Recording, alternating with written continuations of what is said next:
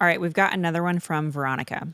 I know you guys say passion is not a good decision-making metric or a North Star, and conviction is a better way to live out your purpose. But what do you feel about dreams? Interesting. Since I was a kid, I had a dream of being a performing artist and I feel being creative is indeed the best of what I have that can benefit other people. Where do childhood dreams play into your 4 steps? Are they stupid too? Veronica. Wait a second. Hold on. What was her? Sorry, How do this isn't childhood part of the content. how the do childhood what? dreams play into your purpose? And she basically says she believes the best of what she has to help others is being a performing artist. A performing artist. Okay. Childhood dreams can have a significant role Sure. in determining even what you're doing now as an adult. The first question you have to ask is it possible to still do the thing I dreamed of doing? Right. So an example would be if somebody as a kid dreamed of being a NFL player and they're now 56, the likelihood of playing in the NFL is next to nothing. Right. And so the dream from the childhood is not directly helpful because the likelihood at 56 years old of being able to play in the NFL is next to nothing. Now, it can still be an indicator of something, Sure. However. Does it mean that you played in college, never got to go to the NFL, you have coaching experience, and you could be a college football coach? Or because you've worked with so many athletes and you now teach, you could be an incredible athletic academic advisor or administrator. Oftentimes, the childhood dream is directly applicable, or sometimes it's kind of a leading indicator or something that we can adapt in our adulthood. So if you're the NFL player, you probably can't play in the NFL at 56 years old. You're going to have to take an adaptation of that dream to increase your understanding and your decision-making now. So we're talking about a dream of being a performing artist. You can be a performing artist at really any age, Sure. depending on what the performing art is. And in lots of different ways. Lots of too. different ways. Yeah. And you have to ask there. I mean, I think it's a mistake to only optimize for something that's fulfilling. Sure. It has to be fulfillment and opportunity, or fulfillment and finances. You have to optimize for both. If you optimize for fulfillment, so you know that if you're a performing artist in this way, it would be fulfilling to you, well, then you're going to be more motivated to get better. You're going to sacrifice more. You're going to do it for a longer period of time. You're going to increase your chances of success. But after you've made that determination, you have to make the strategic determination. Like, okay, so now I know I'll be fulfilled. How am I going to make the finances work? Sure. And what kind of quality of life is important to me? Because I'm not suggesting here that everybody needs to be worth $1 million, $2 million, $10 million, whatever your number is. Sure. You can be very happy making $75,000 a year, or $250,000 a year, or $125,000 a year.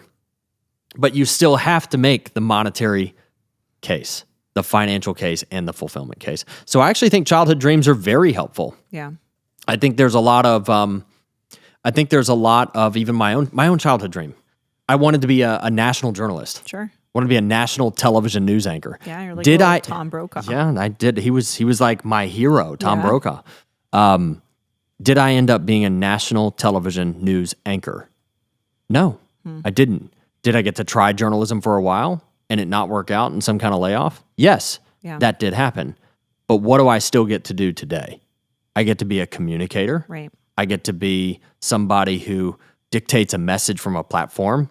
So sometimes in our childhood, we also misunderstand what the dream is for. Right.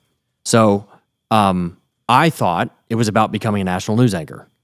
But in reality, the dream was like a carrot to motivate me to get communication skill set to use it today as someone who helps people find their purpose. Yeah. And so I'm still using the childhood dream. I would say I want to interpret your childhood dream for you. So in this instance, Veronica says, I've always wanted to be a performing artist, which is amazing. The first question you have to ask is the dream for you or is it for somebody else? If you want to become a performing artist just for you, then you're making it about you and your need to be seen. If you're seeing your performing artist as a gift to give to the world, to communicate a message, to be a blessing, to provide context, to teach, to inform, to empower, to inspire, Now we're talking about more alignment with your purpose. Yep. But I see so many people walking around the world saying, my childhood dream is to be on American Idol, or to be, Real Housewives of Dallas or something, searching fame, saying, have you heard somebody say that? That their childhood dream was to be on Real Housewives of Dallas? Honestly, maybe that's a thing. I've seen weirder things here in Dallas. Yeah. But the truth is, pay attention to what your dreams are telling you, because is it about you or is it about other people? That's the next thing you have to think about.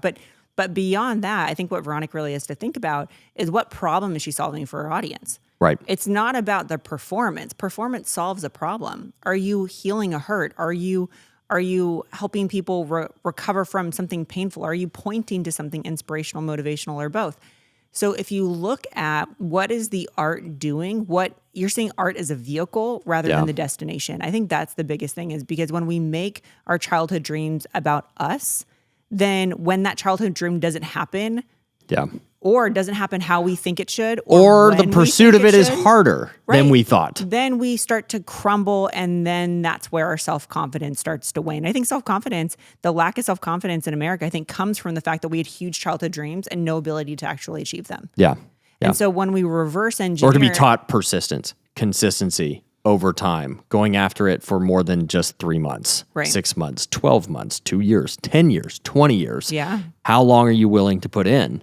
And the more you're motivated to serve other people with what you have, usually the longer you're willing to put in the work. Yep. Because she's probably, in our purpose factor assessment, her pull passion is probably the desire fulfiller. Sure. Those who are in the performing arts arena want to fulfill on the desire that people have for great entertainment or great experiences.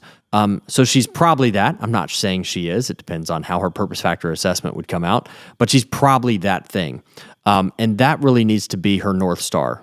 What kind of entertainment does she want to create for people? Yeah. What kind of reaction does she want to see from people who watch her performing arts? Yeah. If people were to thank her for what she does in performing arts, what would they thank her for? Yeah. And Veronica, are you willing to get good at it? That is how you add value in the world. So many people say, oh, it's my dream. And we're like, no, it's your hobby, because you didn't prove that you could get good at it. You didn't put time under pressure and actually develop a skill from a passion. And so that's the big line in the sand, is your childhood dream is there. It's beautiful. Let it use you to push you towards something that you could align with your purpose. But a dream isn't your purpose.